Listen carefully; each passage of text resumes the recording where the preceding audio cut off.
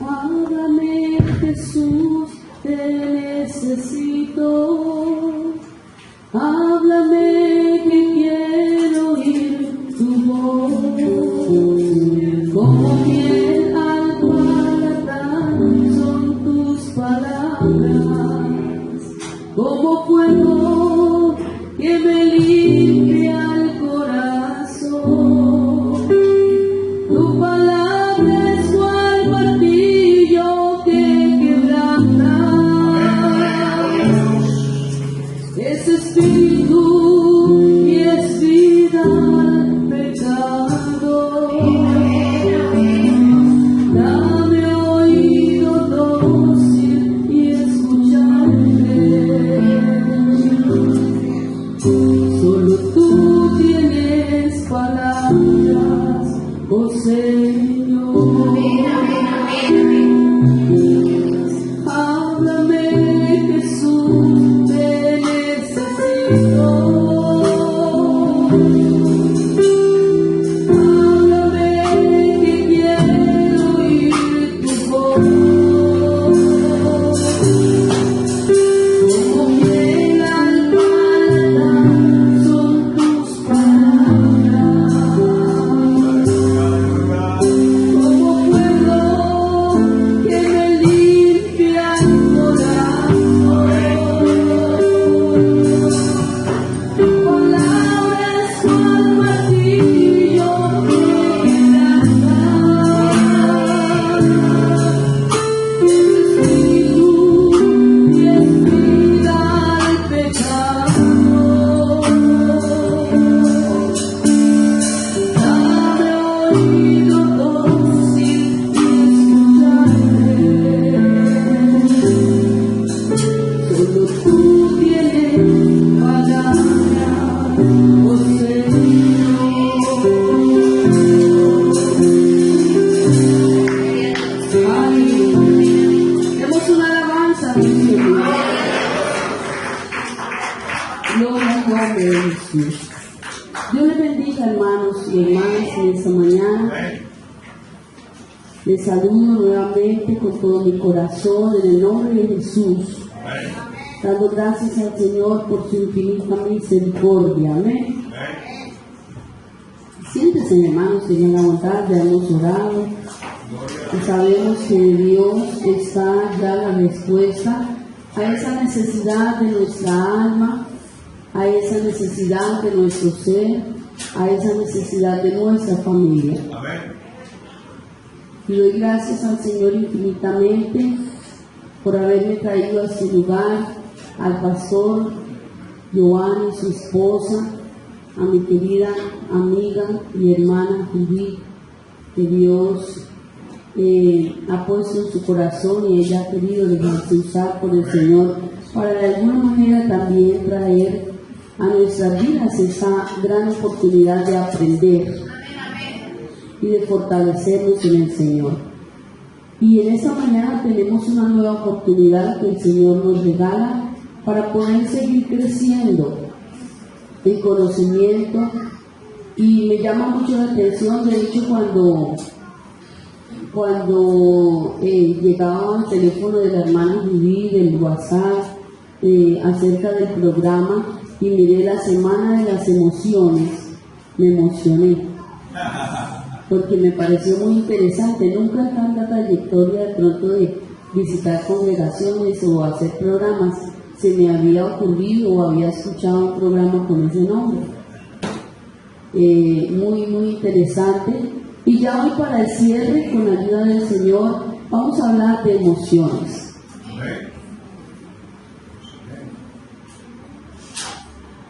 Como decía el pastor, hemos trabajado, gracias al Señor, durante toda esta semana, y quienes no han podido venir pues se han perdido de la bendición de poder aprender, porque todo lo que el Señor nos ha dado ha sido para bien de nosotros. Amén.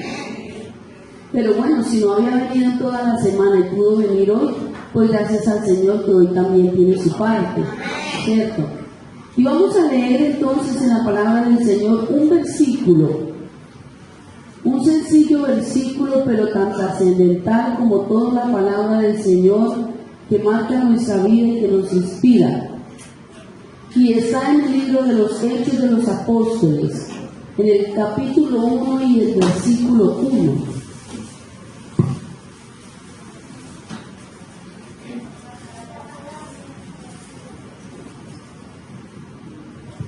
Hechos capítulo 1, versículo 1. Amén. Y dice así este texto, ustedes me acompañan ahí en la lectura. En el primer tratado, oh Teófilo, hablé acerca de todas las cosas que Jesús comenzó a hacer y a enseñar. Y como vamos a hablar de emociones, vamos a hablar que en medio de ese asunto o esa temática de las emociones, se hace necesario que nos identifiquemos o nos ubiquemos en ese día a día de nosotros como seres humanos, como pareja, como familia.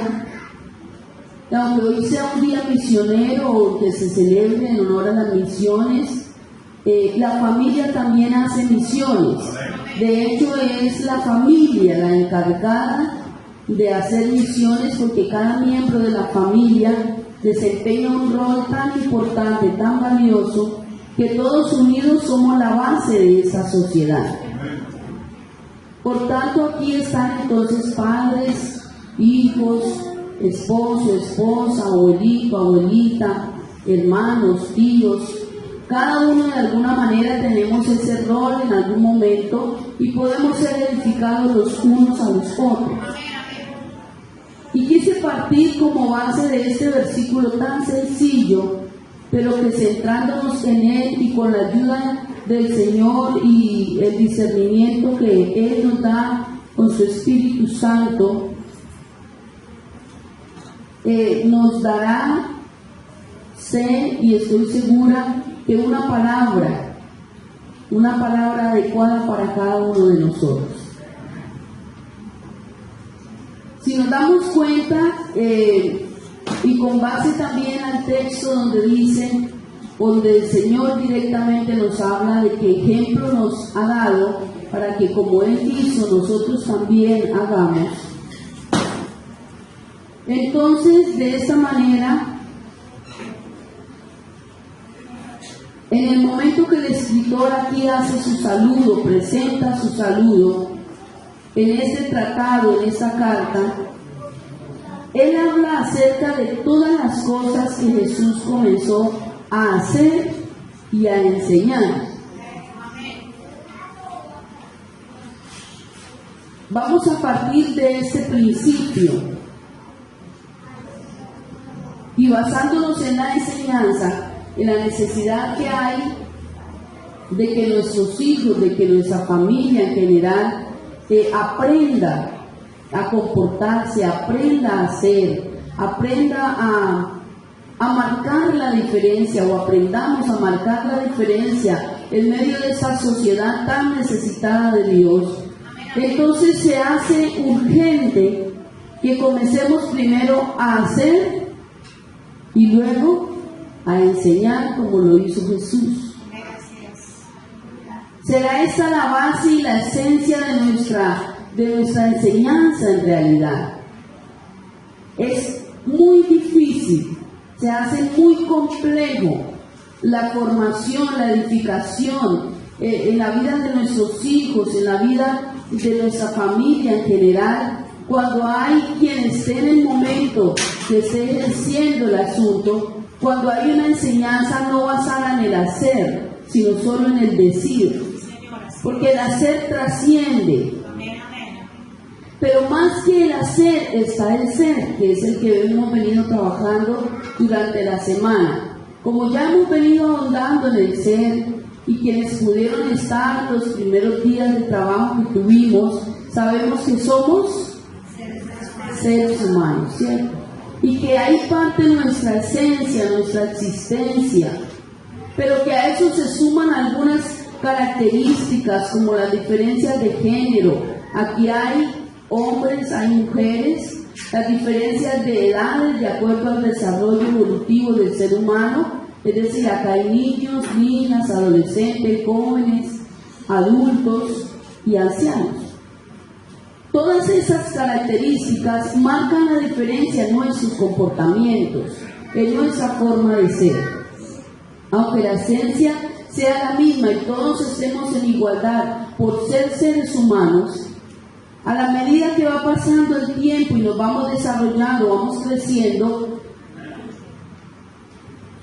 adquirimos algunas características que van marcando la diferencia entre unos y otros. Y era lo que veíamos en algún momento en esta semana acerca de la personalidad, el temperamento, el carácter que hace la diferencia entre unos y otros. Pero hoy vamos a centrar entonces nuestras diferencias con base a las emociones. Y yo quisiera preguntar para usted, ¿qué es una emoción? Recuerden ya la advertencia que les hice desde el principio, no se asusten, yo soy buena gente, la cara no me ayuda, pero yo soy muy querida, así que tranquilo, si yo pregunto algo, usted puede compartir lo que usted piense, lo que usted crea que es, que si no es, pues aquí lo resolvemos. Pero ¿qué será una emoción? Para usted, ¿qué significa emoción? Cuando usted escucha la palabra emoción, ¿a qué lo lleva a pensar? Una reacción,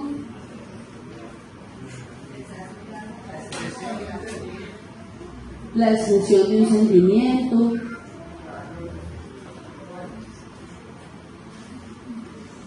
Bueno, entonces vamos a definir, y si usted, como es una escuela dominical, en la escuela se aprende, se escribe, se toma apunte, pues ojalá usted haya traído una libretita en la que pueda tomar apunte. Y técnicamente hablando, la definición de emoción, la emoción es el impulso que produce una reacción. De manera más precisa, para que tengamos claro, y de hoy en adelante no confundamos sentimiento con emoción, porque el sentimiento es duradero, la emoción es pasajera. No es lo mismo hablar de emociones que hablar de sentimientos, porque entonces la emoción es sencillamente, pero muy significativamente, el impulso que produce una reacción. Eso es emoción. Si yo voy caminando y de repente le piso el pie a alguien, ¿qué sentirá esa persona? Dolor, ¿cierto? Además de eso, ¿qué puede más sentir? Ira, ¿cierto? Porque somos seres humanos, porque en nuestro cuerpo confluyen 5 sentidos que nos hacen estar expuestos y dispuestos a percibir impulsos, a recibir alguna información, y llega esa información al cerebro y de una manera asombrosamente rápida, casi imperceptible, produce una reacción. Por eso la emoción es el impulso que produce una reacción.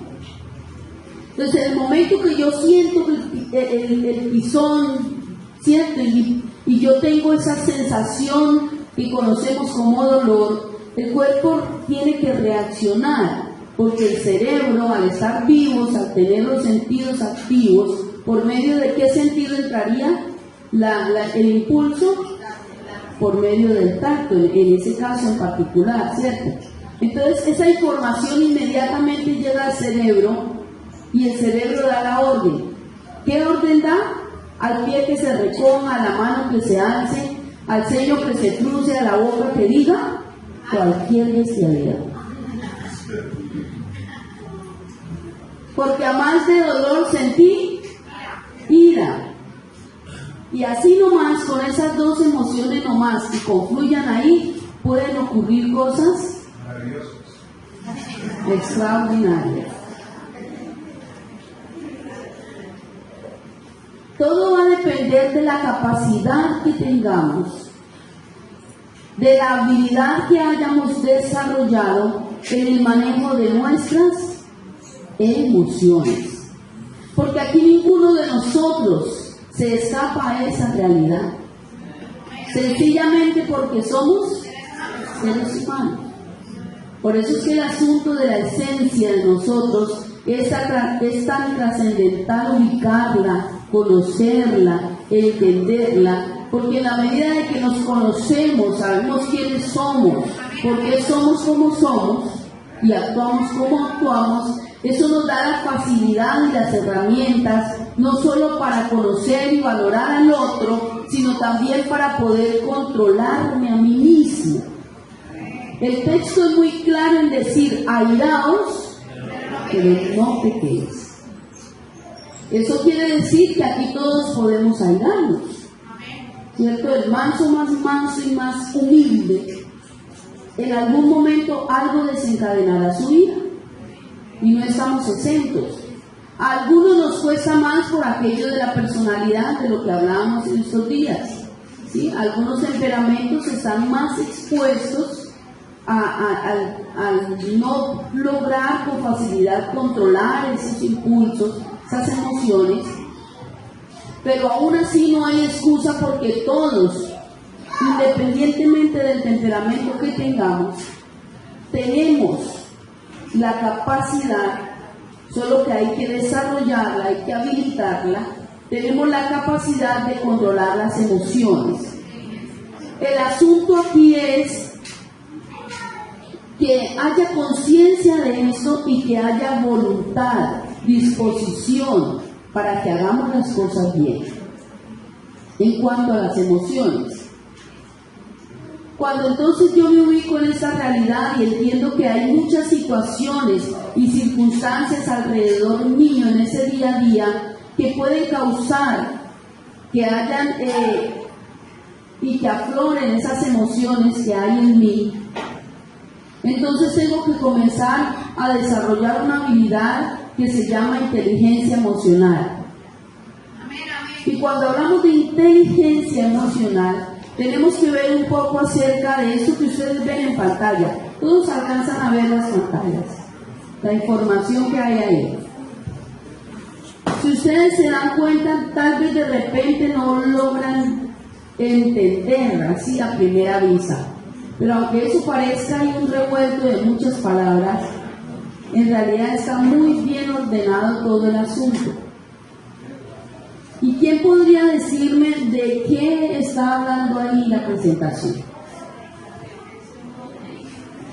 La teoría de Gard, que dice que no solamente una persona es inteligente por una habilidad, sino que hay 8 maneras de tener inteligencia. Entonces, es la teoría de la inteligencia múltiple. Es, muy bien. Entonces, ahí en el centro ustedes ven que dice inteligencias múltiples. Es la teoría de Howard Gardner, cuando él se propuso investigar lo que pasaba en el ser humano respecto a este tema, y propone, y es el precursor de ese tema muy valioso y muy significativo, sobre todo para nuestro mundo actual, para la época en la que nos tocó a nosotros vivir ahora, para el reto que tenemos en la formación de nuestros hijos, porque sí que están adelantados, ¿sí? Y estamos nosotros bien quedados de la realidad que nuestros hijos hoy enfrentan. Resulta que según la teoría de las inteligencias múltiples, todo ser humano tiene el potencial completo para desarrollar estas 8 inteligencias. Bueno, ahora son 7 y ahorita les explico por qué. Pero en realidad lo que el mapa mental que ustedes ven ahí nos está diciendo es que según Howard Gardner, él dijo que existen 7 tipos de inteligencias, que todos los seres humanos somos muy inteligentes, pero que aparte de ser tan inteligentes somos asombrosamente capaces de desarrollar todas estas inteligencias que vemos ahí. Y se dice que Albert Einstein, que fue una eminencia en el conocimiento, en tantas cosas que aportó a la sociedad, no desarrolló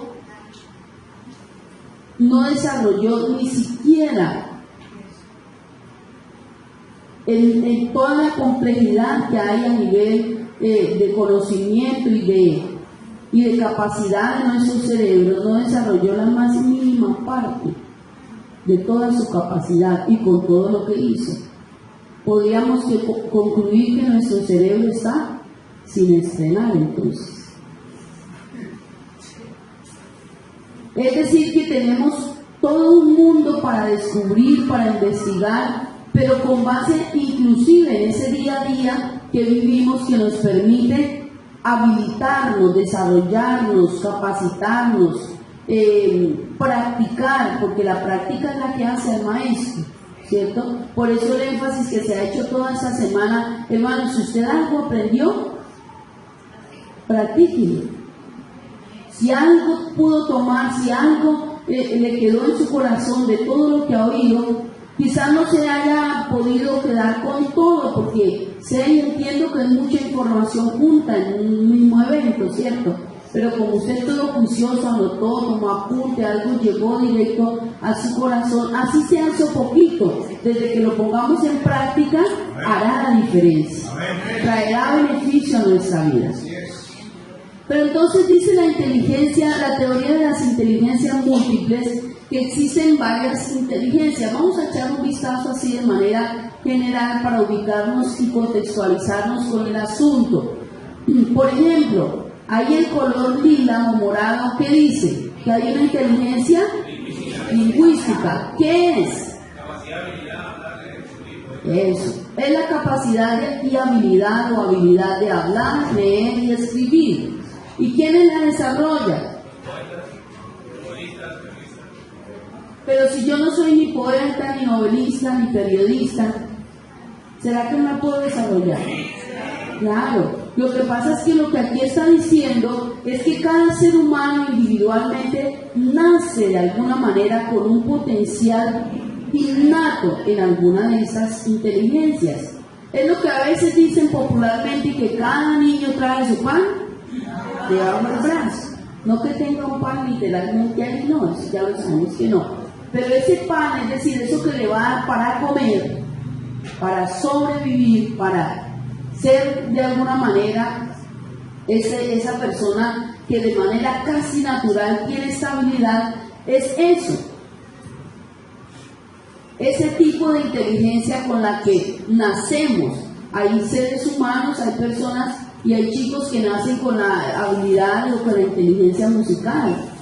Y uno dice, ¿cómo lo hace? Porque es que aprende y toca casi todos los instrumentos y tiene un oído, pero súper perceptible a sonidos, a ritmos, y afina, y eso es increíble. Allá en el distrito tenemos un pastor, tal vez alguno lo distinga, el hermano Jairo García, ahorita es de presbítero del distrito, y yo a él lo distingo desde que estábamos adolescentes, compartíamos, y uno se admira de cómo desde tan joven, desde tan niño, toca el arpa, toca el piano, toca el cuatro, toca maracas, toca todo lo que le pongan, toca. Y es bueno en cuanto a instrumentos, me refiero. Sabe cantar, es asombrosamente increíble verlo, esa capacidad que tiene para la música. ¿Y a cuántos nos cuesta y le toca hacer uno, sí, como el esfuerzo, ir a la escuela de formación y escasamente uno logra tocar la pandereta? Porque hay ese deseo y esa pasión, pero como que cuesta más, ¿cierto? Pero de todas maneras, si uno se ejercitara, si uno hiciera con más interés el deber de aprender, lo logra. Yo tuve que llevarme una vez una sorpresa muy grande en la iglesia donde me congregaba en ese momento. Allá en Acacias hay 3 sedes de la iglesia y yo siempre fui criada y formada en la central, la sede central. Cuando ya vino otras sedes, después nos trasladamos a vivir hacia ese sector y entonces nos congregamos en la sede segunda. Pero mientras yo estuve viviendo y asistiendo a la sede central, había un chico que desde niño era muy apasionado por la música, pero no, o sea, a mi juicio, desde mi poco conocimiento en el área de la música, él era muy desafinado. Y no, yo decía a mi juicio, pero es que cómo enseñarle a él así es que no tiene oído. Y yo siempre he pensado que uno nace con esa capacidad auditiva. tal vez no con la perfección en la técnica y en todo esto, pero se nace con ese oído musical. Entonces, a mí me daba pesar con él porque él siempre en los ensayos estaba ahí, pero uno de pronto, aparte de que pues no conocía todavía el instrumento, pero en lo básico, en lo general, de comenzar, de al menos cantar, entonar, no, hermano, eso se desentonaba tocando el timbre y uno, uy, Dios mío, uno sufría de oírlo, porque él pues se sentía incómodo, pero él seguía, y él seguía. Y él, vea, lo vimos crecer ahí, hágale, y él llegaba a los ensayos y uno, pues sinceramente uno por pesar lo hacía participar y todo, pero así como que fe tener en el éxito de él, uno decía, no, pues. Pero yo me llevé una lección, el chico creció y se le dio la oportunidad de viajar hacia la ciudad de Bogotá. No recuerdo exactamente por qué razón. El caso es que él se fue siendo ya como de unos 15, 16 años. Cuando él volvió como a sus 20 y algo de años, era un pianista excepcional. Vea, el profesor, o sea, el hermano de la iglesia, el músico, pues el que tocaba y el reconocido, dijo, vea, ¿saben qué, hermano? Le cedo mi puesto y me siento a deleitarme. Nos dejó aterrados, porque tenemos las inteligencias, pero cuando persistimos, cuando nos apasionamos, cuando le metemos las ganas, el interés, logramos desarrollarlas. Eso fue lo que dijo Howard Gardner y se logra, ahora puedo decir que se logra. Entonces existen esos tipos de inteligencia, está la lógico-matemática, está la inteligencia espacial.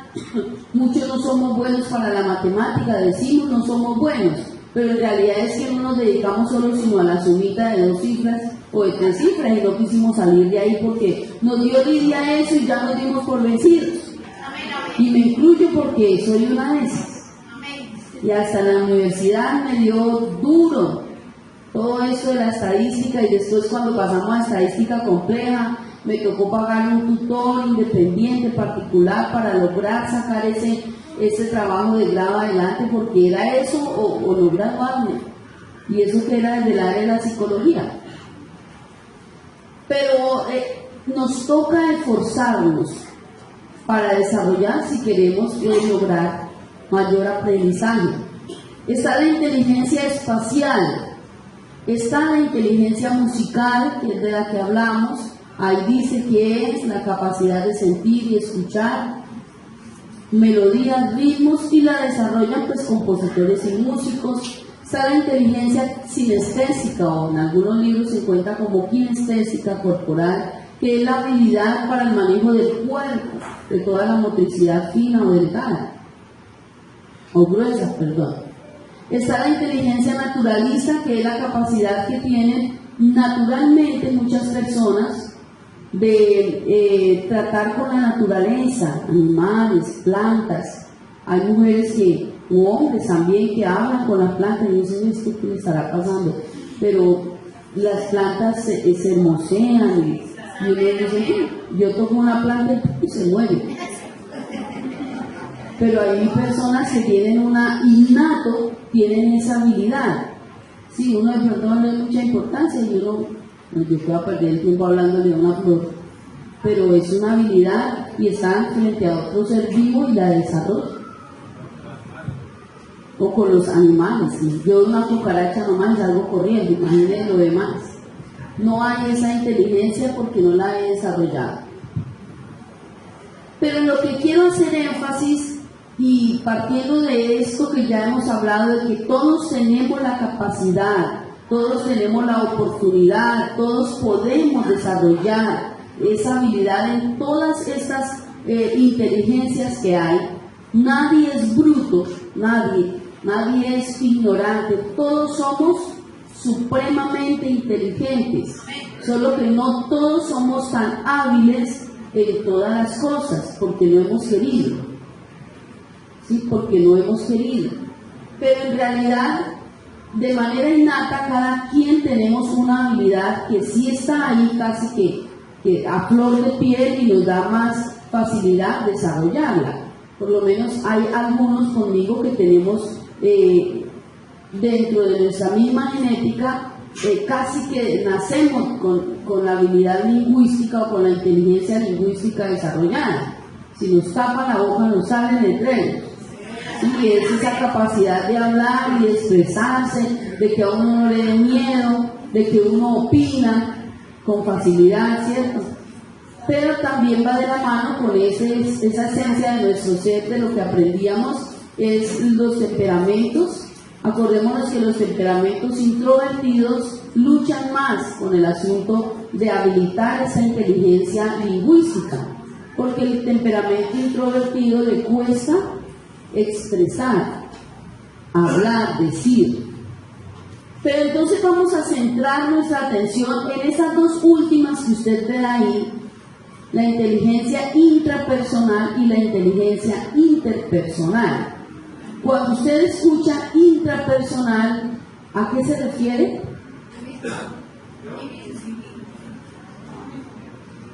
Intra, hacia adentro, o sea, hacia nosotros mismos. Es decir, que es la habilidad o la capacidad de conocerme a mí mismo, de relacionarme conmigo mismo, de entenderme a mí mismo. Esa sería la inteligencia intrapersonal. Y la inteligencia interpersonal entonces es lo mismo, pero hacia el otro, ¿cierto? Con los demás. Hablar de inteligencia intrapersonal e interpersonal, ahora generalmente, de un tiempo para acá, hubo una fusión de ellas y ya no se conocen, generalmente ya no se encuentran separadas, sino que ahora esa intrapersonal e interpersonal, fusionada las dos, se conoce como inteligencia emocional. Y es así como generalmente la encontramos en muchos libros, artículos que suben a la red. Porque Daniel Goleman habló acerca y postuló de alguna manera, con base a todo ese conocimiento, que existía una inteligencia emocional, la cual no es una opción. Las demás son una opción, ¿cierto? Pero la inteligencia emocional, que es la suma de la interpersonal más la intrapersonal, que ahora se conoce como inteligencia emocional, y ya de aquí en adelante en esta enseñanza vamos a hablar desde ahí, inteligencia emocional, que es hablar de lo mismo en realidad, pero fusionadas. Entonces, ahora vamos a ver que la inteligencia emocional no es una opción, la inteligencia emocional es una obligación, es mi responsabilidad. ¿Por qué? Yo le pregunto, si yo no sé cantar, no sé tocar un instrumento, ¿me puede durar el matrimonio toda la vida?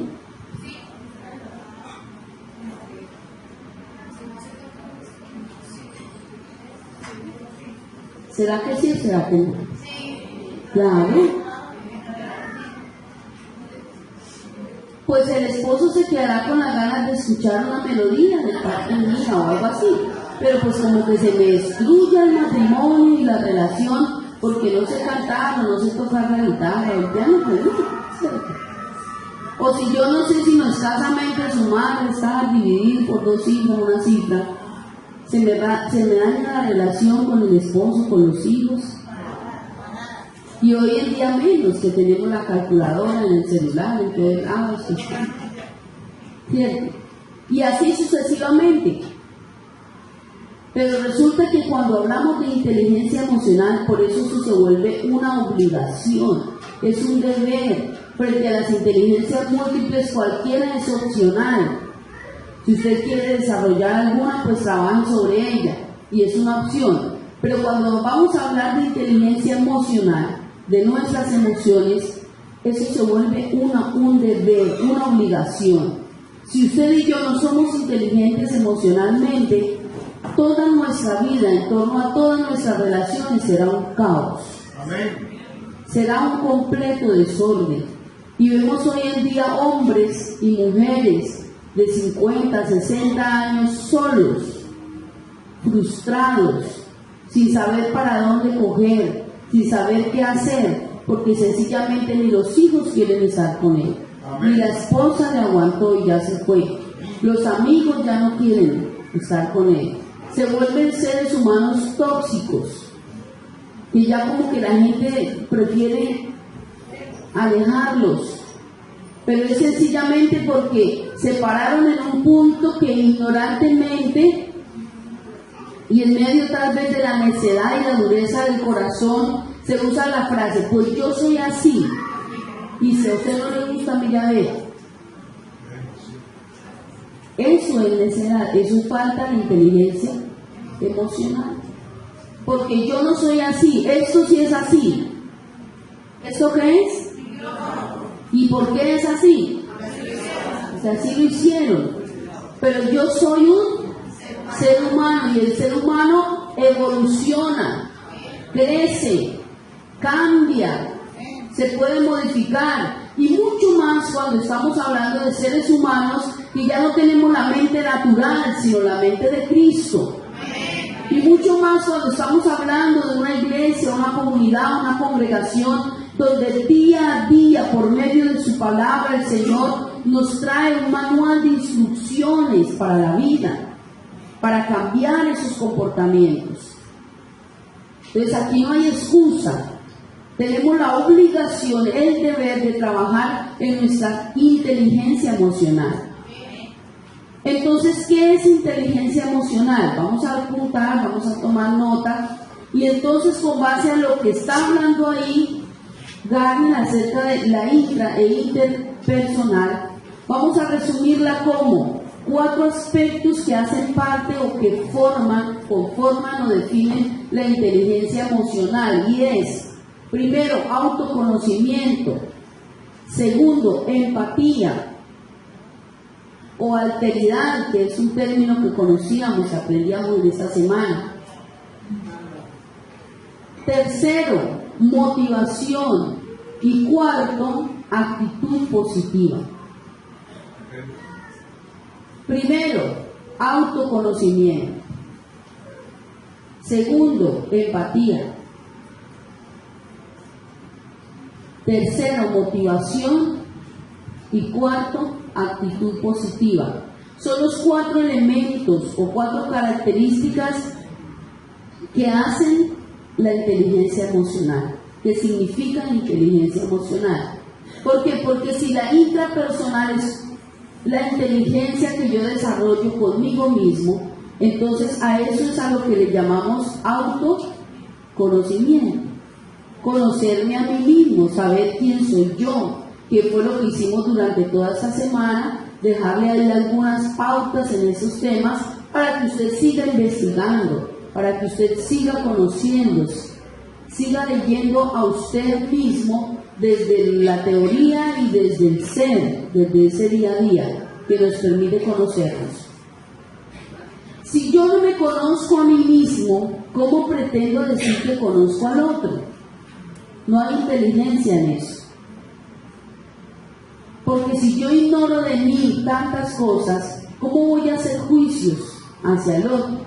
Por eso la advertencia del Señor: no juzguéis para que no seáis juzgados, no condenéis para que no seáis condenados. Porque en la medida de que yo me aprendo a conocer, me vuelvo tan inteligente emocionalmente que automáticamente, en el momento que yo veo en el otro un mal comportamiento, entonces como yo ya me conozco y sé que soy un ser humano, que tengo ciertos rasgos que me hacen también ser débil frente a algunas situaciones y comportarme de manera no tan adecuada en otros momentos, pues entonces yo no juzgo a nadie, porque yo sé que el otro también es otro ser humano, que también falla, que también comete errores, que también le duele, que también siente. ¿Y quién es ese otro? El prójimo. ¿Y quién es mi prójimo? La esposa, los hijos, los padres, y de ahí para allá todo el mundo será mi prójimo. El pastor, la esposa, claro, porque como es el pastor, él no puede cometer errores, sino queda en el escarnio público. Pero él es otro ser humano que puede fallar y a quien también se le puede corregir, a quien también se le pueden decir las cosas, pero con inteligencia emocional. Y todo lo que aprendimos esta semana acerca de cómo comunicarnos, acerca de conocernos desde nuestra personalidad, nuestro temperamento, todo eso nos ayuda y son herramientas, y por eso quisimos concluir con este tema de las emociones, porque todo eso son herramientas para ejercitarnos en la inteligencia emocional, para aplicarlas en nuestras relaciones desde la inteligencia emocional. Como la emoción es el impulso que produce una reacción y todos estamos aquí expuestos a esa realidad, entonces vamos a hacer un ejercicio acerca de qué es otro aspecto, cuál es otro aspecto que nos pasa a los seres humanos con base o con relación a las emociones. No hay emociones malas ni emociones buenas. Hay emociones desagradables y emociones agradables. ¿Por qué no hay emociones malas? Yo le pregunto, ¿es malo sentir miedo? Es más bien desagradable, ¿cierto? Porque si fuera malo sentir miedo, pues si viene un peligro hacia mí y yo no siento miedo, pues imagínense, estaría en riesgo mi vida. Pero en algún momento el miedo puede ser demasiadamente bueno, porque hasta protegernos la vida serviría. Entonces por eso no hay emociones malas ni buenas, simplemente hay emociones agradables y desagradables. Pero vamos a hacer un poquito así un listadito rápido de todas las emociones buenas, o más bien agradables. La alegría, bueno, el gozo, dejémoslo entre la misma alegría, entusiasmo,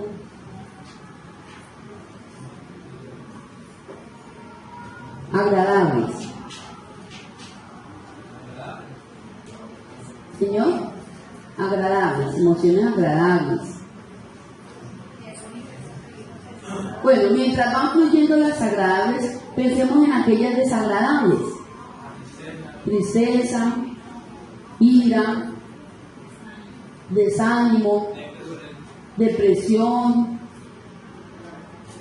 dolor, miedo, frustración.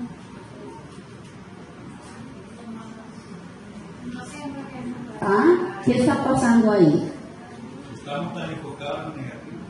Exactamente. Y eso nos pasa en el día a día. Nuestra mente está tan encuadrada en lo negativo. Por eso es que la actitud positiva es parte de la inteligencia emocional, confluye en la inteligencia emocional. Porque nuestra mente está tan dada a lo negativo que fue más fácil, fluyó todo, fluyó como fluyó. Pero pensar en las emociones agradables, cuando hay tantas, solo salieron dos, y eso que haciendo un esfuerzo al cerebro, venga buscamos. ¿Sí me hago entender? Y eso le pasa a nuestra mente. Lastimosamente somos esos seres humanos que continuamente estamos diciendo y pensando y actuando de manera negativa. Y eso nos hace ser tóxicos, y eso hace que las relaciones no sean de un disfrute total, sino que es más todo lo malo que yo veo en él, todo lo negativo que yo veo en él, porque si no, más viéndolo desde el plano teórico, allá alejado desde cualquiera de nosotros en su esencia, sino solo en la teoría, fluye todo ese negativismo, todas las emociones negativas que sentimos continuamente, las tenemos tan impregnadas que las tenemos ahí claritas, porque no las vivimos las buenas, no las disfrutamos, no, en nuestro cuerpo, en nuestras células, en nuestra piel no están impregnadas. Vivimos de tristezas, de odio, de rencor, de frustraciones, de malos recuerdos, si yo fuera más deseando todo lo del otro y dejando de disfrutar de lo que tengo, de lo que soy, de todas las bendiciones que Dios me ha dado a mí, deseando las del otro. Y en ese orden de ideas nos la pasamos y nuestras familias se van derrumbando y nuestras relaciones se van deteriorando y nuestros hijos van creciendo sobre una plataforma y un ambiente de malestar, de incomodidad, de inseguridad. Y usted llega aquí, nosotros llegamos aquí, cantamos apasionadamente y decimos amén a lo que dice el pastor o el líder y declaramos que el Señor es todopoderoso y aquí decimos un poco de cosas, pero llegamos allá a la casa y todo es diferente. No hay un gozo continuo. Y la Biblia dice que imagínense usted el reto que nos pone el Señor para que dimensionemos un poco más sobre este asunto. La Biblia dice, gozosos en la tribulación. Imagínense que a mí se me exija que yo deba estar gozoso en la tribulación. Cuando uno en la tribulación, ¿qué siente? Tristeza, amargura, frustración, impotencia. Pero el Señor nos desánimo. Pero el Señor no nos dice eso. Estar gozosos en todo tiempo. Si comprendemos el reto que tenemos para nosotros mismos, para nuestra mente, que va a beneficiar nuestra vida y va a beneficiar nuestra familia y va a beneficiar nuestra congregación y nuestra sociedad, que de alguna manera hacemos misiones allá, pero desde nuestra familia, desde nosotros mismos. Necesitamos familias que aprendan y que aprendamos a ser misioneros, pero no es solo pararnos en una esquina, evangelizar o hacer una refán o hablarle al amigo con la Biblia en la mano, no, hermano. Hay textos que dicen claramente que de acuerdo a la dinámica familiar, de acuerdo a cómo sea la esposa con el esposo o el esposo con la esposa, puede ganar a otro sin palabra, con la simple conducta. Porque somos eso, cartas leídas a esa sociedad, que se da cuenta de nuestros comportamientos, así no hablemos, que se da cuenta de ese gozo que se ve. La Biblia dice que el corazón alegre hermosea el rostro.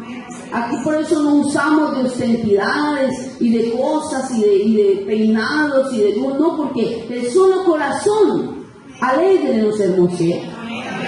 Nos hace vernos bellas, bellos, relucientes, y nos sobra todo eso de lo demás, ¿cierto? No es necesario. Aquí solamente se necesita un corazón que esté tomado por el Espíritu Santo, que sienta esa paz. Esa paz que Él da no es la paz que da el mundo. Esa paz que Él da es duradera, aunque llegue el problema, aunque llegue la dificultad. Yo le doy la paz no como el mundo la da. Dice el Señor, la paz mía permanece, se fortalece cada día. Pero eso solamente va a pasar en aquellos creyentes, en aquellos seres humanos que estamos ubicados y que comenzamos a hacer esas reflexiones y a entender que en medio de nuestra naturaleza humana, de nuestra parte débil quizá humanamente hablando, tenemos la capacidad y la posibilidad de entrar a manejar nuestras emociones. Y mucho más todavía cuando nos ha tocado esta hermosa bendición y es contar con la ayuda del Señor. Mire, si hay personas allá afuera que sin conocer del Señor se saben comportar, se saben autocontrolar, yo me pregunto por qué luchamos aquí a veces, muchos de nosotros, con esas emociones. ¿Por qué nos dejamos gobernar por esas emociones? Cuando desde la palabra se nos manda que podemos estar airados, pero ojo, no pecar. Ninguna palabra corrompida salga de vuestra boca, sino solo aquella que sea necesaria para la edificación del otro.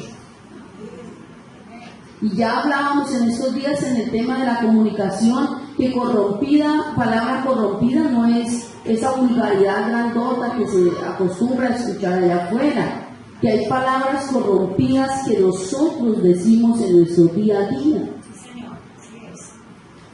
Palabras muy sencillas y casi insignificantes para lo que decimos que es corrompido, que pueden estar dañando el ser del otro y llevándolo a que su hacer sea el que no debe ser, que su comportamiento no sea el que queremos, el que deseamos, pero que está sencillamente siendo influenciado y cargado con esas palabras corrompidas que salen movidas por esas emociones incontroladas, por esas emociones que se dejan por ahí.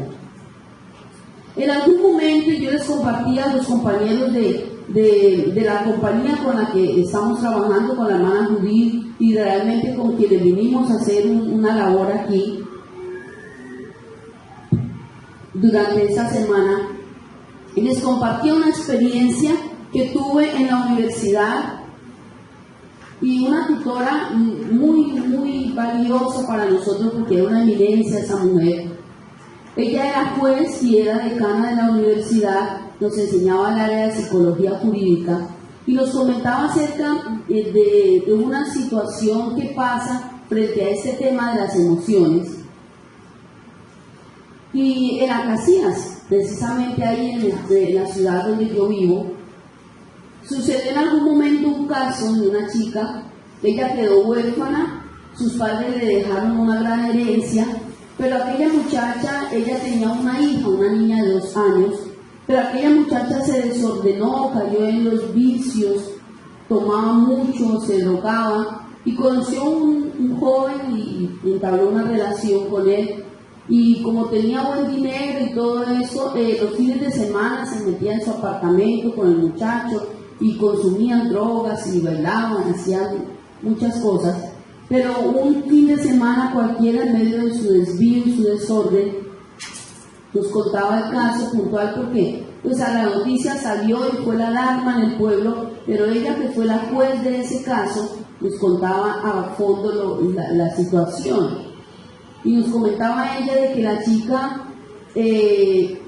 esa noche, en medio de la fiesta que hubo, comenzó a bailar y a tomar y a consumir droga con su compañero, y a eso de la madrugada se les acabó el licor. Entonces ella salió, ya que él estaba un poco más ebrio que ella salió a buscar más alcohol, más droga, pero cuando llegó, resulta que entre tanto que ella fue y volvió, este hombre abusó de su niña, la violó de una forma tan terrible que la niña quedó ahí en cama, no murió, pero quedó ahí terriblemente afectada. Pero él era tanto el grado de droga que tenía, que había consumido, que también se durmió y se quedó ahí, acostado al lado de la niña. Y nos contaba la doctora que cuando ella llegó y encontró la situación, pues imagínense el impacto de ver esa escena de su hija. Y ella dice, la doctora nos contaba que la chica se fue hasta la cocina, cogió un cuchillo y vino y mató al hombre.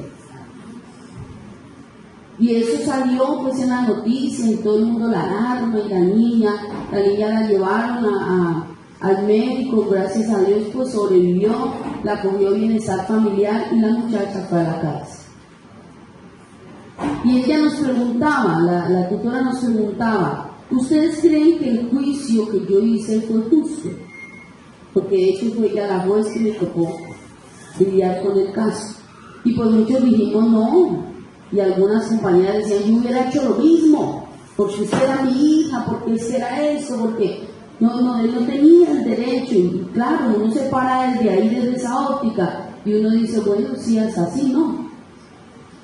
Pero resulta que ella nos enseñaba acerca de las emociones y decía, mire, en esos asuntos de imputabilidad o inimputabilidad hay un asunto muy sencillo pero trascendental, y es entender que en el momento que ella llegó ahí a la escena, si ella hubiese traído el arma, el cuchillo en la mano y lo hubiera hecho, le hubiera cobijado el principio de la ira e intenso dolor que se maneja en esos juicios desde la psicología jurídica, porque ahí los seres humanos tenemos cierto límite que nos permite de alguna manera tener la oportunidad de reaccionar, pero si no puedo, pues nos cubre ese beneficio, digámoslo así.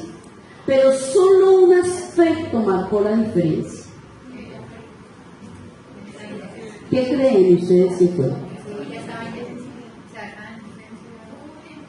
Porque es que la chica fue a la cárcel y la niña se la quitaron, quedó con bienestar familiar. Ese fue el juicio y eso fue lo que pasó. Entonces, a uno le parece injusto el juicio, ¿cierto? Porque uno dice, bueno, pero es que era su hija, porque es que todo lo que uno siente, esas emociones, la ira, el dolor, la impotencia de todo el daño causado. Pero ella decía, si ella hubiese traído el cuchillo en la mano y lo mata, no hubiese sido esa la consecuencia. Pero solo hubo un punto que marcó la diferencia, y es que ella,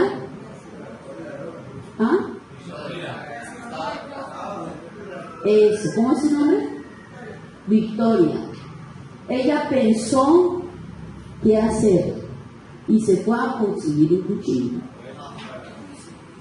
Ese solo instante, los pocos minutos que se le hayan ido para pensar qué hacer, desplazarse hasta la cocina, coger el cuchillo y venir y matarlo, eso mismo hubiera podido hacer y usar ese tiempo para tal vez tomar el teléfono, llamar a la policía, denunciar al hombre y haberse librado tal vez de otras consecuencias.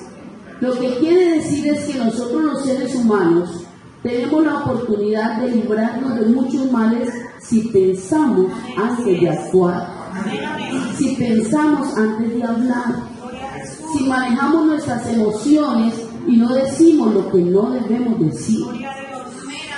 Porque después de que la palabra está dicha, después tú puedes decir, mire mi amor, perdóneme, eso no era lo que yo le quería decir, ¿cómo? Pero es que ya lo dijo, ya causó el mal, ya ese corazón quedó lastimado, ya ese hijo quedó marcado, y no solo marcado por la palabra que tiene tanto poder, sino que se suman marcas de látigo, marcas de correcciones injustas, de maneras injustas de corregir. Y yo le digo, hermano, quiero decirle, no sé si lo tratamos en estos días, pero si usted hace una corrección justa, no tema en hacerla.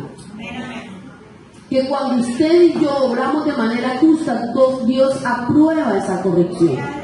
Hoy en día le dicen a uno, no, doctora, pero es que como hoy no se puede corregir a los muchachos, porque de una vez lo mandan a uno allá y le cae el bienestar familiar y lo demandan, y como hoy todo el mundo es bebedor de todo, sí, yo de manera anónima escucho que el niño llora y llora y llora, y yo de manera anónima puedo llamar y decirle, en la casa tal, en la dirección tal, maltratan a un niño.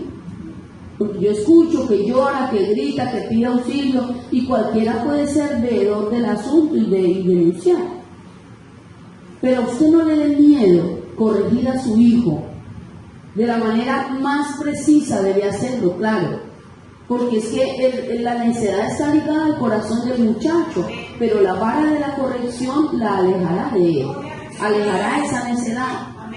Pero eso ya lo aprendimos el primer día, en amor y sujeción. Eso solo se consigue cuando yo hago un juicio justo y una corrección justa en el momento preciso, de la manera precisa. Eso es lo que Dios aprueba. Porque la Biblia dice que Él nos trajo hacia Él con cuerdas de amor. Pero eso no significa que no nos corrija. Y a veces de manera bien drástica, bien dura. Pero siempre con una medida de amor, de misericordia, de justicia. No gobernado por la ira. Y era lo que les decía en algún momento, que me llamaba tanto la atención del pastor que le decía a sus hijos, agradezca que no tengo ira, si no lo castigaba. Agradezca que no tengo ira. Que tengo ira, si no lo castigaba. Sí. Es ser consciente de que en mi ira no obra la justicia de Dios. Es ser consciente de que cuando yo me dejo gobernar por las emociones, cometo errores terribles. La ira enceguece al ser humano. La ira le ciega, como que no dimensionamos el nivel, el grado de volumen que estamos usando, el tono tan alto que estamos usando. Y en este orden de ideas, entonces, se nos vuelven las relaciones un caos. Los hijos no quieren estar en casa, el marido no quiere llegar a la casa, porque todo en la casa es un problema, es un punto de discusión, si hay, si no hay. Yo le decía un día a una anciana en la iglesia, muy querida, pero que toda hora vivía lamentándose. Mi hija me decía, mi hija, vean, me morí y esas paredes nunca me las pude pañetar. Y para ella todo era triste. Yo le decía, hermana, y si usted viera que la hermanita fulana ni tiene casa, le toca parar riendo y está en una piecita tan maluquita, pero y con todo lo maluquita le toca pagar riendo. Y eso nos pasa, por eso bien dice el texto que el ojo no se cansa de ver ni el oído de oír. Uno tiene y quiere más. Señores, que en esa cicla yo me canso para ir al culto, si me diera una moto. Y el Señor le da la moto y yo, Señor, pero es que este solazo, sí, solo cabemos los dos, y me diera un carro. Y el Señor le da el carro y entonces uno ya no puede ese modelito, si me diera y uno siempre quiere más. Pareciera que nunca está agradecido con lo que tiene. Y a veces no es ni por necesidad, es por solo ostentar, por solo capricho, por vanidad, por orgullo, por altivez, pero sin entender que el Señor al altivo lo mira de lejos. A él le molesta a la gente altiva. Pero cuando hay una iglesia, cuando hay una familia, cuando hay unos seres humanos que aunque tengan la oportunidad y Dios les haya dado la oportunidad de adquirir algunos bienes, algunas riquezas, en vez de envanecerse y querer más, comparten con el otro, se duelen del dolor del otro, entienden que esas situaciones que el otro vive en algún momento me pueden tocar a mí, que en esta vida nada es seguro, solo el Señor. Por eso dejarlo a Él es quedar en la nada, quedar en el vacío total. Y yo no sé si ustedes habrán oído aquí los hermanos que de pronto no han participado durante esta semana, pero les hablaba a los hermanos en algún momento cómo me marcó la vida en el momento que yo pude y nos llevaron desde la universidad a reconocer y a valorar que en ese momento estaba en su ejercicio como presidente de Uruguay el señor Pepe Mujica, que años atrás, días atrás, fue el presidente de Uruguay. Y estamos hablando de este mundo actual, de esta época. Pero ¿qué hizo y qué hace el hombre? ¿Cuál es la teoría, la filosofía de vida de él? Que él vive con lo necesario, con lo que él realmente necesita, y el resto se lo da a los otros que también necesitan.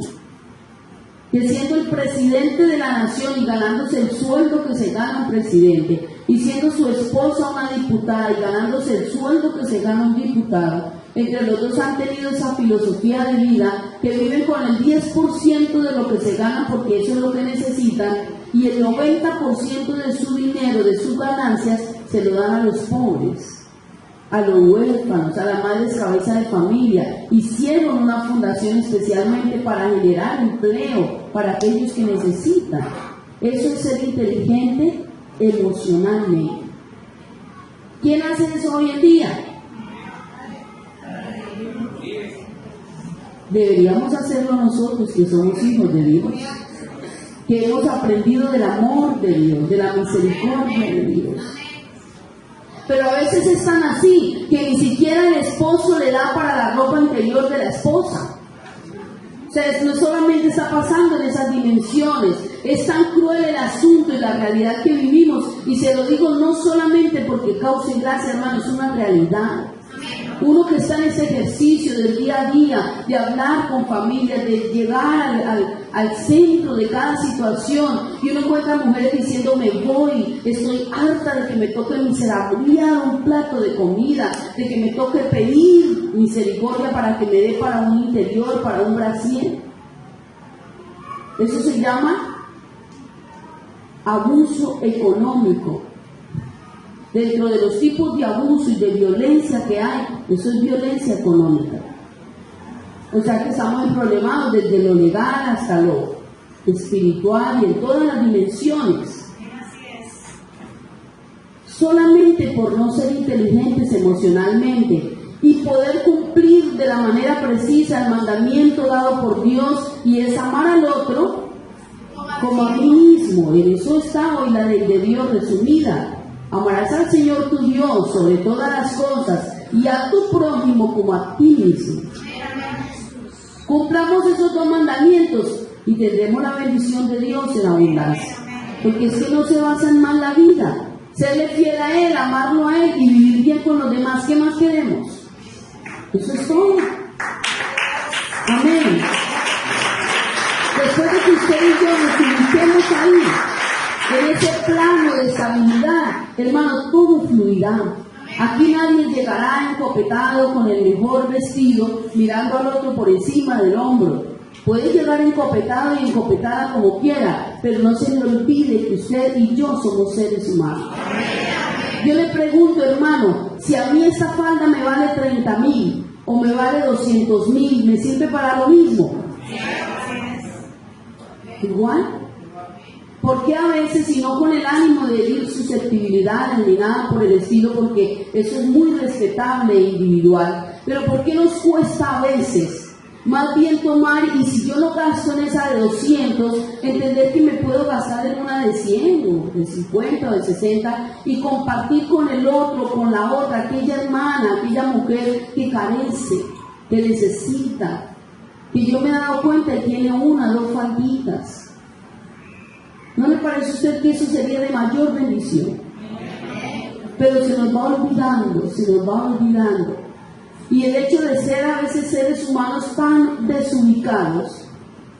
Entonces, cuando yo no tenía el título de psicóloga, entonces yo saludaba, iba por la plaza del mercado. De hecho, me crié en medio ahí de todo ese ambiente. Mamá tenía un local y hacíamos y vendíamos empanadas. Allá todo el mundo lo conoce a uno en ese pueblo. Pero ahora soy la doctora y qué tal yo irme a rebajar, a meterme en la plaza. Qué vergüenza, pierdo popularidad.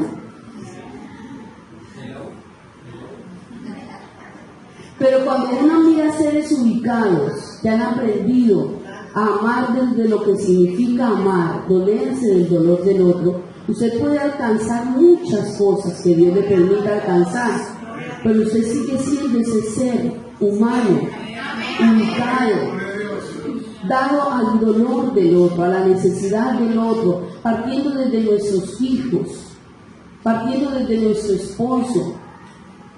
Yo no sé si, creo que a las parejas les compartí la experiencia que viví en algún momento en una terapia de pareja, y la hermana me decía, inicialmente fue ella la que me abordó, me decía si pudiéramos tener un espacio para charlar, porque con todo lo que usted ha enseñado, fue un fin de semana que estuve en algún lugar, y ella me decía, yo hoy tengo que reconocer que tengo cierta angustia de que, no sé, creo que he hecho mal con mi esposo, porque tenemos un niño de 2 años, y él es muy juicioso, mi esposo es muy buen hombre, y él llega de trabajar y él se pone a jugar con el niño. Y a mí me gusta mucho eso porque él, pues en medio de su cansancio y todo, saca tiempo para jugar con el niño, y el niño goza mucho desde que el papá le dedique tiempo. Pero hermana, yo me he venido dando cuenta que en medio del juego hay momentos en que mi esposo se pone a pelear con el niño por los juguetes. Y si yo temo, y me ha tocado intervenir porque temo que me le llegue a pegar al niño, y se enfurece cuando él le quita los juguetes. Y yo le decía, ¿y tú qué haces? Me dijo, no, yo quería le que era bobo, ¿qué le pasaba? O sea, me dio mucha ira, porque ¿cómo se le ocurre si es que él es un viejo y el otro un niño de 2 años? ¿Cómo se le va a ocurrir hacer eso? Y pues sí, uno se pregunta, a ver, no está bien, no es adecuada. Bueno, hablar de normal o no normal o anormal, eso es una piedra movediza que es mejor no pisar, tener cuidado. Porque lo que para usted es normal, para mí puede ser anormal. Pero aquí es hablar de una conducta no adaptada al contexto. Entonces yo le dije, hagamos una cosa, busque la manera de que él venga a charlar conmigo y pues sin comentarle o hacerle saber que usted habló conmigo del tema, pues yo busco cómo entrar a la vida de él a ver qué pasa, a ver por qué estará pasando eso. Logramos, gracias a Dios, tener el acercamiento y comenzamos a hablar un día con él, en algún momento, él y yo solos, y comenzamos a tratar, de hecho, según yo encontré en él, ella lo había logrado convencer de venir a hablar conmigo con la idea de que pues yo les podía dar herramientas para facilitarle la crianza del niño y eso, entonces él accedió a venir. Entonces yo comencé a hablar con él y cuéntame, ¿tú con quién te criaste? ¿Con quién? ¿Dónde tus padres están vivos? Y entonces me comenzaba a contar su historia de vida, ¿no, hermana? Yo realmente quedé huérfano a los 4 años, mis padres murieron los dos en un accidente y quedé huérfano, entonces me llevó a vivir con él un tío paterno, o sea, un hermano de mi papá, con su familia en el campo, en una vereda, y desde ahí comencé a vivir con ellos hasta mis casi 4 años que mis padres murieron, pues estuve con ellos, ya me tocó después con mi tío. Yo, ¿verdad, abuelo? Y cuéntame, yo quisiera hacerte una pregunta. En esa trayectoria de tu primera infancia, de tu infancia, de tu niñez, ¿qué recuerdas de todos esos momentos que cuando tú lo recuerdes te causan mucho daño, mucho dolor? Y esa pregunta bastó para que el hombre quedara bloqueado. Bloqueado desde aquel mal principio de que los hombres no lloran. Y él se quedó ahí y se sostenía, logró tomar aire para decirme, hermana, pasemos, avancemos. Y yo le decía, no podemos avanzar. Dame la oportunidad de orientarte si algo está pasando. Es tan difícil enfrentar eso que te pasó. Y llega y me dice, y gracias al Señor, que es el que en realidad obra en esos momentos. Y llega y me dice, mi hermana, cuando yo tenía 4 años y me tocó irme a vivir con mi tío, en la casa de mi tío nadie podía jugar. Todos los niños, todos mis primos y yo, solo podíamos ir a la escuela y llegar de la escuela a trabajar. Todos trabajábamos desde el más pequeño hasta el más grande. Yo era uno de los más pequeñitos y si todos iban a traer agua, a mí también me colocaban un balde más pequeño, pero tenía que traer agua. Si había que traer leña, ahí tenía que ir, me echaban una carga pequeña, pero tenía que ir. Y él llegaba, y si todos hacían todo, y ya estaba todo hecho, y todavía se veía la luz del día, regaba el maíz, regaba el frijol, para que pusieran a recogerlo. Pero ahí todo el mundo tenía que trabajar de sol a sol. Entonces él me contaba, estoy yendo de camino para la escuela, mis primos y yo sacábamos un ratico por el camino para jugar. Y como en esa etapa de la vida, el ser humano no necesita juguetes, los crea, los imagina, los inventa. Entonces decía, con palos, con piedritas, hacíamos juguetes, carros, que a mí me apasionan los carros, decía él. Y nos inventábamos los juguetes y nos poníamos a jugar un rato y hacíamos un hueco para esconderlos, irnos para la escuela y de allá para acá volvíamos a sacar un ratico y sacábamos los juguetes y jugábamos otro ratico porque a la casa llegábamos era a trabajar. Digo, pero un día mis primos no tuvieron clase y yo sí tuve que ir a la escuela. Y entonces, del camino de vuelta, saqué un ratico y saqué los juguetes y me puse a jugar. Me metí tanto en el asunto del juego que se me olvidó el tiempo y mi tío salió a buscarme preocupado y me encontró jugando y con su macheta me quitó ese dedo y me mostró su dedito, su mano sin el dedo. Yo de repente la había visto, pero creí que fue un accidente laboral o algo así, pues no le había preguntado. Me decía, y con la macheta me quitó el dedo. Y desde ese día, yo jamás volví a hacer el intento de jugar, ni siquiera de pensar en jugar. Entonces él me siguió comentando. Y de ahí en adelante, a mí me pasa hermana, y me ha venido pasando con mi niño ahora, que cada vez que yo me siento a jugar con él, porque me fascina, cuando yo estoy en el trabajo, me acuerdo de que ya va a llegar la hora de llegar a la casa y de poder jugar con él. Yo quiero llegar a la casa, pero yo estoy en medio del juego con él y de repente él me quita un juguete y yo veo a mi tío ahí adentro para coger a mi hijo y estrellarlo, porque para mí es como si se me volviera la imagen de ese momento. Y él lloraba de una manera increíble porque había podido soltar eso.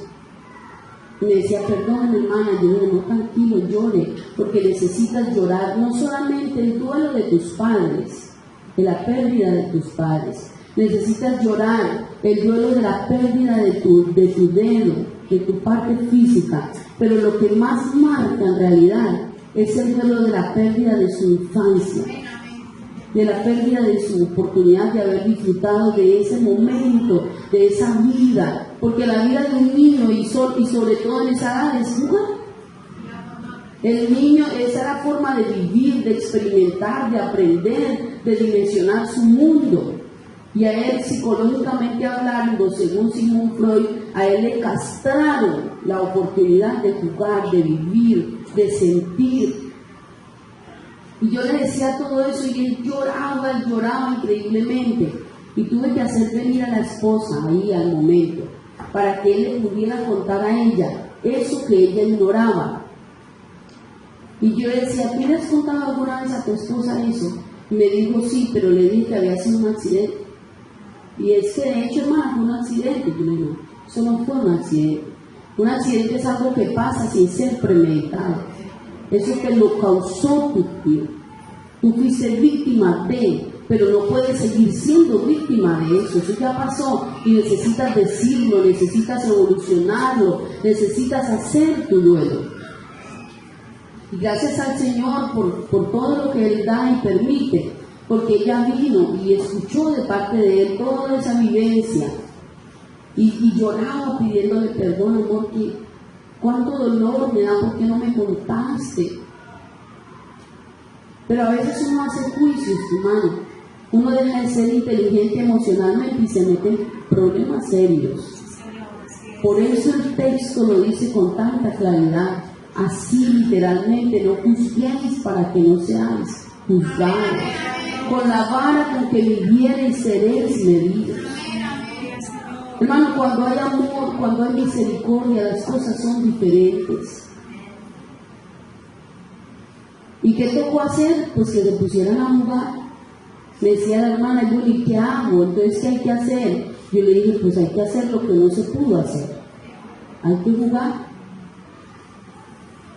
¿Y qué te gustaría jugar? No, pues a mí me apasionaban los carros.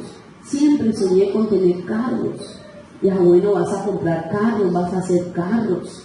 Y cuando llegues a tu casa vas a jugar con tu hijo y se te va a unir tu esposa y van a jugar al gato y al ratón, a la golosa, a las escondidas, a la lleva, a todo lo que puedan jugar. Y van a salir y van a disfrutar. Con el tiempo me sentía tan feliz que él me llamó y me dijo, hermana, vea, anhelo llegar a mi casa y el más feliz es mi hijo. Porque ahora yo llego de allá, de donde me toca ser ese hombre, ese ingeniero, porque era ingeniero, y llego de allá y anhelo llegar porque en mi casa puedo ser lo que nunca pude ser. En la casa me espera un hijo y una esposa que me entiende. Un hijo y una esposa que ahora sí saben qué es lo que me pasa.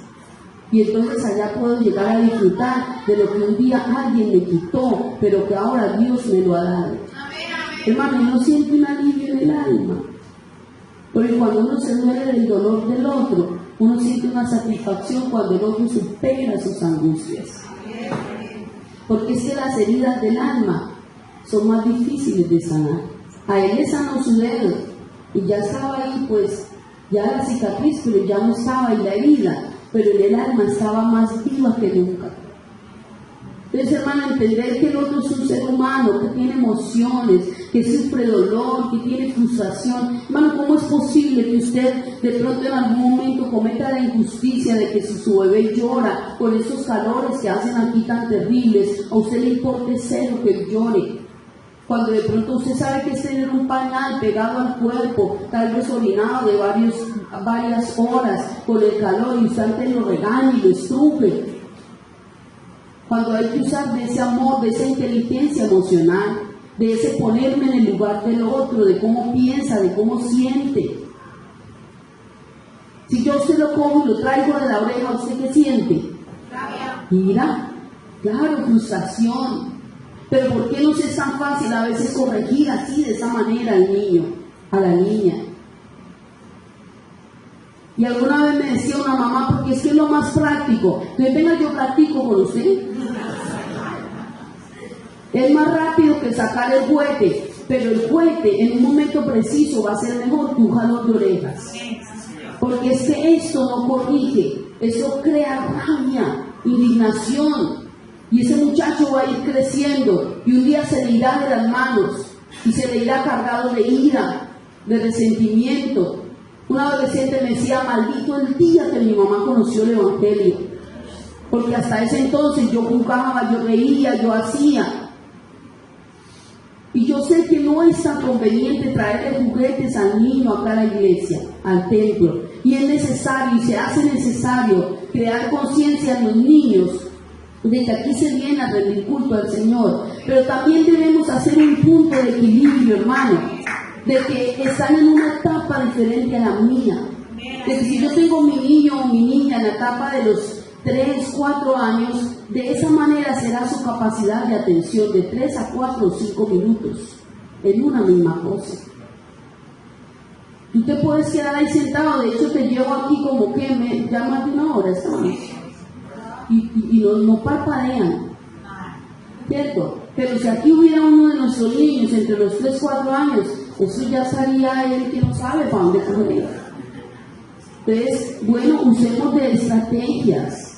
Si necesitamos que estén aquí, eso, tal vez no le traiga el balón que lo tire para todos lados, ni el carro que lo impulsa aquí para allá, pero quizás un librito con un lápiz, algo que tú puedas tenerlo ahí, pero que él pueda hacer algo diferente, porque acuérdate que entre los 0 y 5 años, el cerebro, las ondas cerebrales van 3 veces más rápido que nosotros, los adultos, y mientras él está escribiendo, está escuchando, está aprendiendo, está recibiendo. Así que ojo de hablar del pastor cuando usted cree que el niño está jugando, porque usted viene y lo hace quedar mal. Porque ellos tienen una capacidad asombrosa de absorber en esa etapa. Entonces necesitamos usar de inteligencia emocional, de alteridad, que es tener la capacidad de sentir como el otro siente, pensar como el otro piensa, o lo que conocemos como empatía, colocarnos en el lugar del otro. ¿Sí? Dimensionar ese ser más que el hacer solamente. Pues usted no hace como yo, es que usted no piensa como yo. Y yo quiero invitarles a ver por lo menos esa imagen que va a salir ahorita, para que usted me diga qué ve ahí, qué mira ahí.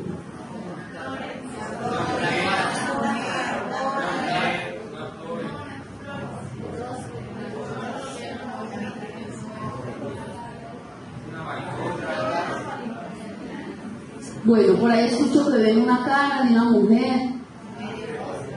¿Pero qué es?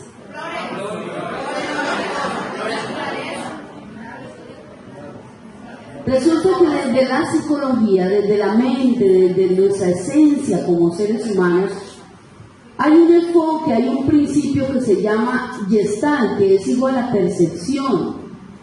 Todos nosotros los seres humanos tenemos ese nivel de percibir. Pero cada quien percibe de acuerdo a lo que le toca percibir, según lo hayan formado, según le hayan enseñado. Y esa percepción siempre va a estar determinada de acuerdo a que todas las cosas, todos los objetos y todas las circunstancias de la vida tienen un fondo, una forma y una figura, que es de lo que habla al principio de la Gestalt, el enfoque de la Gestalt. Todo en la vida tiene forma, fondo y figura, y no todo es lo que parece. O el dicho popular que se cumple, que dice que las apariencias engañan. Entonces, ¿qué pasa con esto? Mientras que algunos de repente vieron el rostro de la mujer, y de hecho es muy evidente, otros de una vez, de manera perceptiva, dijeron sí, pero no. Ahí lo que hay es una flor con una mariposa, porque tal vez mi pensamiento es más lógico, mi visión es más amplia, yo puedo dimensionar de manera distinta y mi respuesta es otra. Pero yo le pregunto en este momento, ¿cuántas patas tiene el elefante?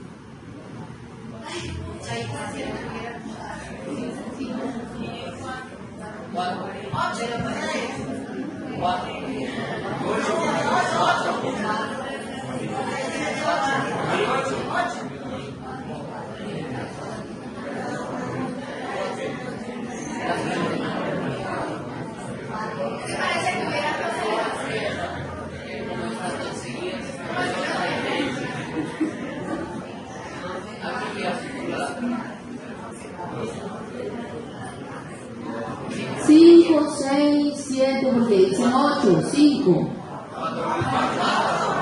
Pero la pregunta es, ¿cuántas patas tiene el elefante? 4. Aunque usted vea, 8, 5. Pero ¿por qué estamos tan seguros que tiene 4?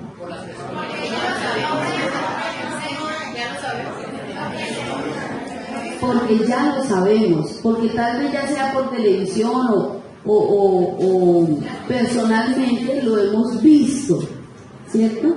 Puede que a la vida de tu hijo en la adolescencia le llegue la invitación a la droga, a la pornografía, a tantas cosas que los pintan allá, que los quieren hacer ver allá, que eso sí es, venga.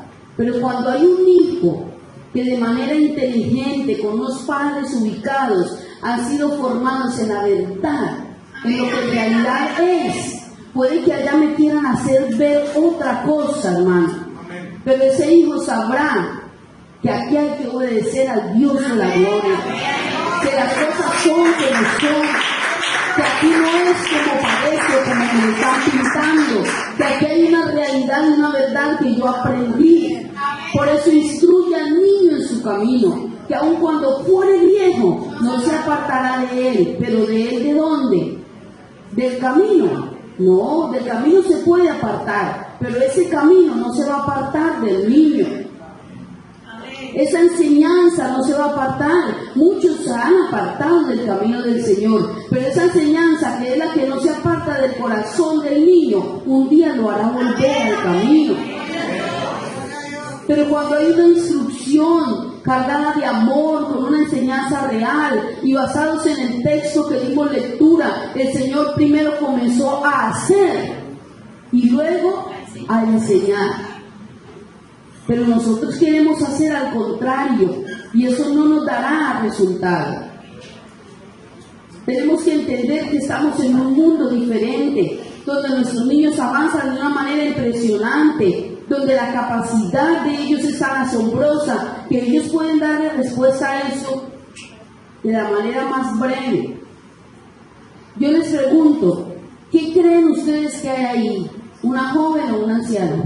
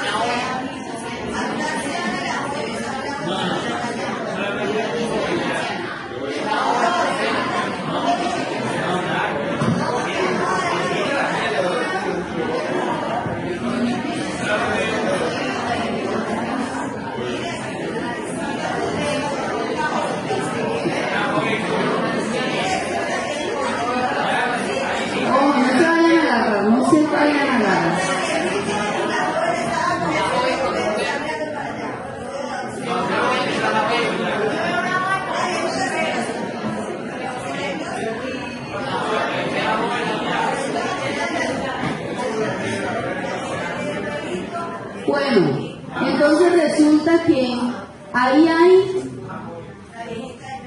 eso que usted está viendo. Todos ven las dos. Hay una joven y hay una anciana.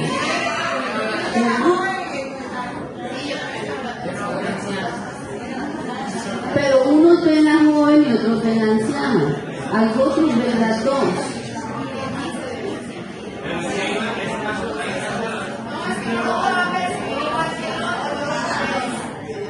Pero entonces resulta que ahí ustedes mismos están haciendo un excelente ejercicio, que veo que lo hacen algunos, otros no.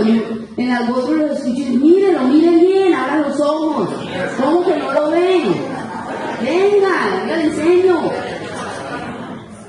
Si ha visto un padre de familia, mi amor, vamos a hacer tareas. Y se sientan con su hijo. Haga la A. Y comienza el niño a hacer el garabato. Es la A. La A es redonda. Y el niño hace el garabato. La A es redonda con un palito así. Y comienza la emoción a llegarle. Y entonces yo ya le he enseñado, en la escuela le han enseñado que la A es una bolita con un palito aquí. Oiga, y el niño hace otra cosa, o lo hace mal, o lo hace muy grande, o lo hace muy feo. Y entonces esa emoción sigue así toda fluida. Hasta que uno termina escuchando padres a gritos, con golpes, enseñándole a hacer la A. Eso pasa en otro lado. Aquí no. Pero esa es la realidad que todos percibimos de manera diferente. Pero qué bueno los que miré por ahí, de hermana, hágase hacia acá, mire, si usted se para acá, desde ahí sí puede ver, y uno los veía intentando enseñarles, transmitirles, venga y mire como yo. Eso es diferente. Ahorita en el ejercicio de esos días con los compañeros de trabajo, me gustó tanto que pues ahí sí la imagen estaba cercana, ahí en la pared, y una de ellas, viendo que su compañera no lograba ver la joven, se paró y tapó con sus manos todo el rostro de la anciana y le dijo, vea, mire, ahí está la joven, si la logras ver. Eso es ponernos en el lugar del otro, poner lo mejor de mí, hacer lo que me toque hacer, para que el otro pueda ver la diferencia, lo que no está viendo, lo que yo alcanzo a ver, pero él no alcanza a dimensionar. ¿Sí me van a entender? Entonces cuando yo entiendo eso, entonces y hago así, entonces los dicen, ¡ay, sí, ahí, claro! Vea, ya por ahí están diciendo, ahora sí, claro. Y hay una emoción de ¿qué? De alegría, de satisfacción, de agradecimiento. ¡Ay, qué bueno, me hiciste ver las cosas! Me hiciste ver lo que yo no veo. ¡Qué bueno! ¡Ay, sí! Y todas esas emociones confluyen para bien. Pero si yo digo, ¿cómo que no lo ven? ¡Mírenlo! ¿Quién aprende así? No, de una vez hay indisposición. Y el niño se tiene que quedar callado porque no le dan más duro. Pero no hay ese aprendizaje significativo, no hay esa transformación de conducta, no hay esa conciencia que necesita el otro tener de las cosas, para que cambie voluntariamente, para que aprenda de manera más amplia. Todo eso y mucho más tendríamos que hablar acerca de inteligencia emocional. Inteligencia emocional es tener lo que hablábamos hace un momento, acuérdese, actitud positiva. Creer que tenemos la oportunidad hoy de aprender, hoy de crecer, de que hoy es el momento más especial para disfrutar y vivir. Yo hoy me levanto y abro los ojos a este nuevo día y está todo para mí.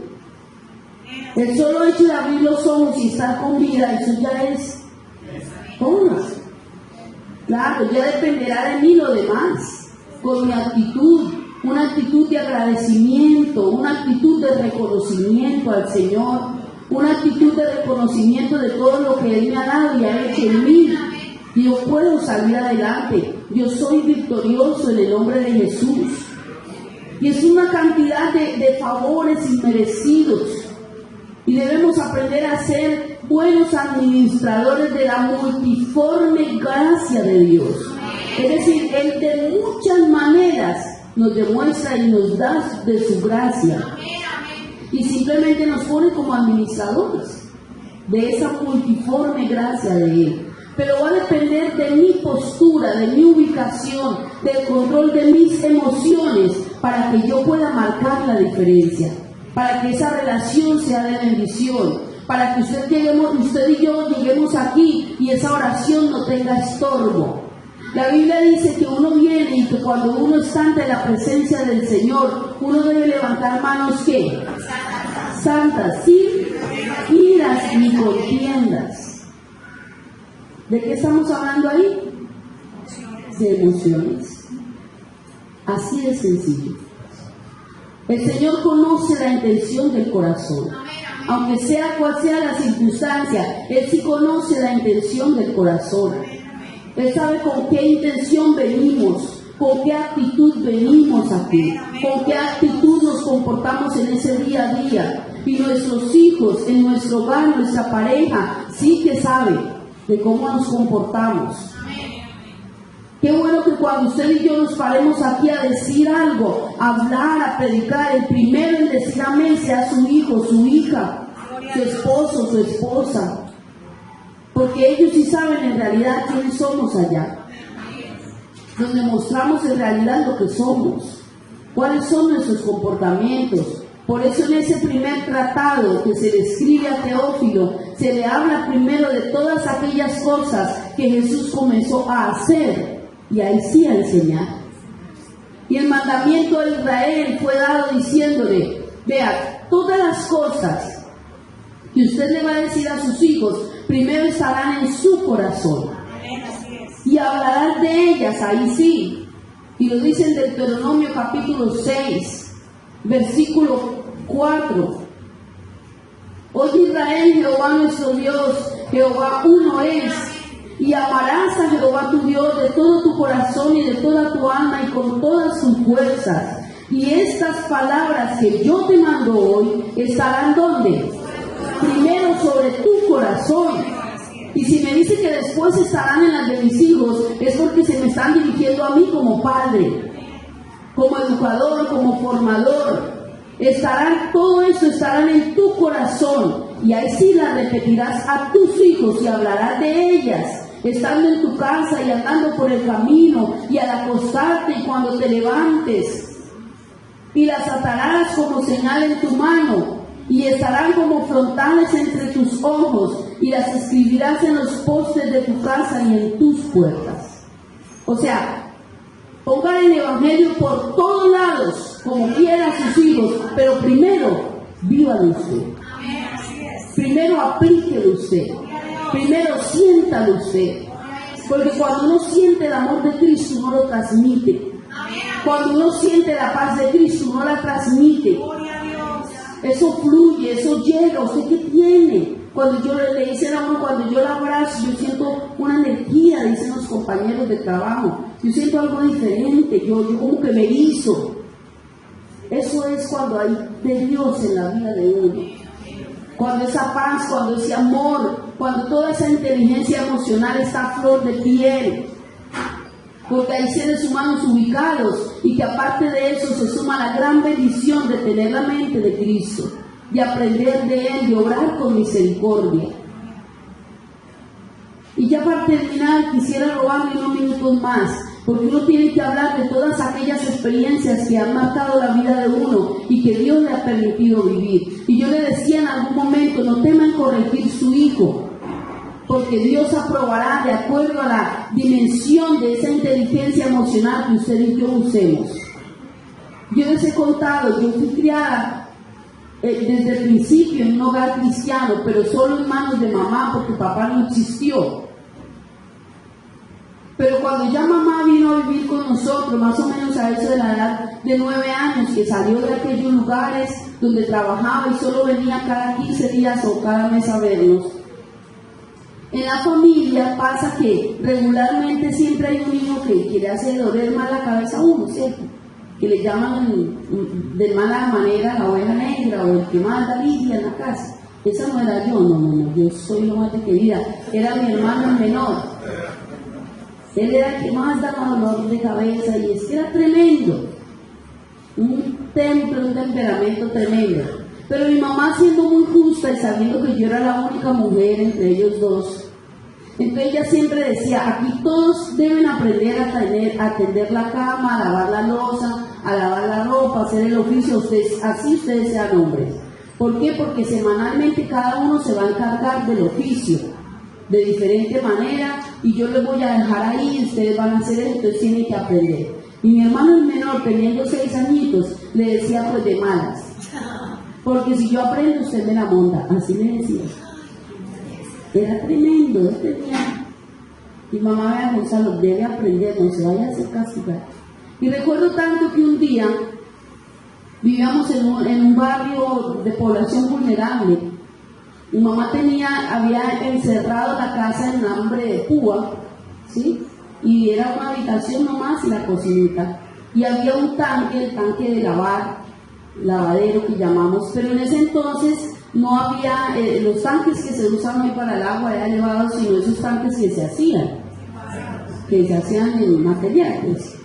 Y yo recuerdo que ese día mi mamá le estaba enseñando a él a tender las camas, a organizar, cuando yo escuché que mamá venga para acá, que no voy a aprender porque yo después tengo que hacerlo. Y entonces en ese vaivén Gonzalo salió corriendo y mi mamá detrás de él, a lo que le echó mano, él había saltado al tanque, al lavadero, y a lo que le echó mano él se fue entre el tanque, el agua.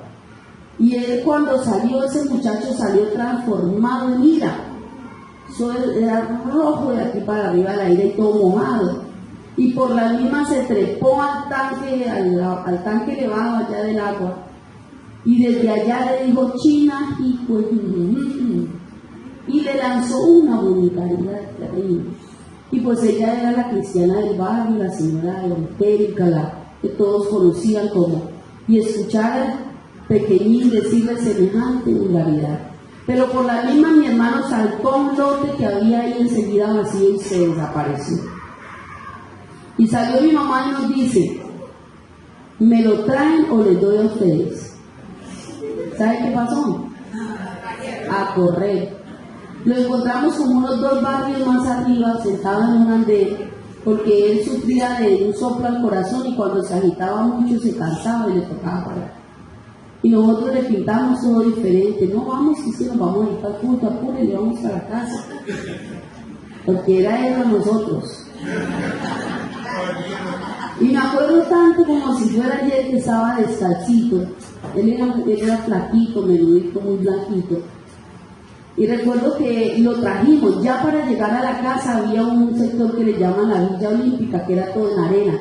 Y él se frenaba con los pies y nosotros, hágale y arráselo que hacía que tocaba llevarlo a la casa. Cuando llegamos con él a la casa, lo encerramos ahí en la pieza para que no nos fuera a volar. Y la vecina de enfrente, doña Consuelo, le pregunté yo, ¿usted ha visto a mi mamá? Y me dijo, sí, ya salió ahí por el lado del caño hacia allá.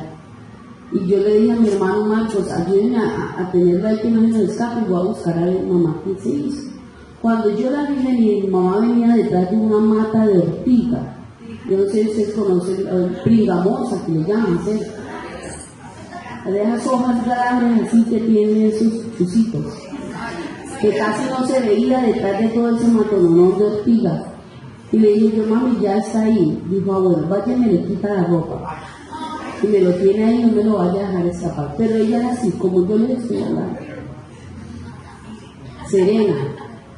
Mamá ha sido una mujer muy justa, muy sabia, muy prudente. Nunca recuerdo un castigo de ella, o más bien una corrección de ella injusta, incorrecta. Pero lo que a mí me marcó ese día fue que mamá llegó a la casa, se metió en la pieza con mi hermano, echó llave en las 2 puertas. La puerta tenía ese espacio que queda de rejitas allá arriba. Nosotros cogimos 2 sillas y nos trepamos a mirar con mi hermano. Y yo comenzaba a llorar porque mi hermanito angustiado lloraba, mamita, perdónenme, y todo desnudo y blanquito, flaquito. Y mamá le decía, no, mi amor, yo te perdono porque sé que te equivocas, pero esa equivocación te puede causar la muerte un día. Si tú en medio de tu ira le dices eso que me dijiste a mí, a otro, ese otro no te va a perdonar, como yo te estoy perdonando. Entonces, con todo el dolor, pero con todo el amor que tengo por ti, hoy te tengo que corregir, para que de tu boca jamás vuelva a salir esa palabra, ni ninguna más.